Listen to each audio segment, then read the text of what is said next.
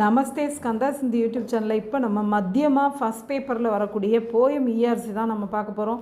First Pandit கி சங்கதி கர்னே சே தூர் மூர்க்கதா ஹோ ஜாதி அப்படிங்கிற பேராகிராஃப் நமக்கு கொடுத்துருவாங்க. இதோட மீனிங் சந்தர்ப், இடம், யஹ் பத்यांश. இந்த போயம் பேராகிராஃப் சங்கதி கா ஃபல் நாமக் கவிதா சே தியா கயா ஹே.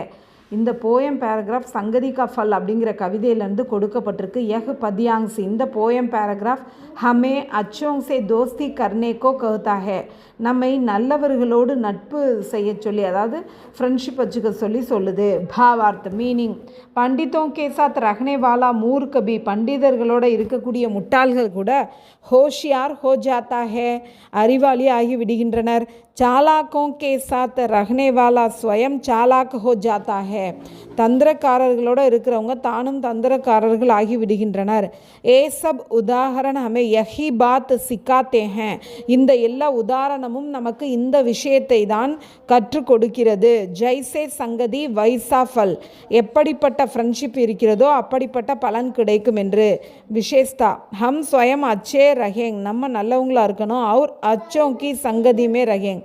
மேலும் நல்லவர்களோட ஃப்ரெண்ட்ஷிப்பில் இருக்கணும்.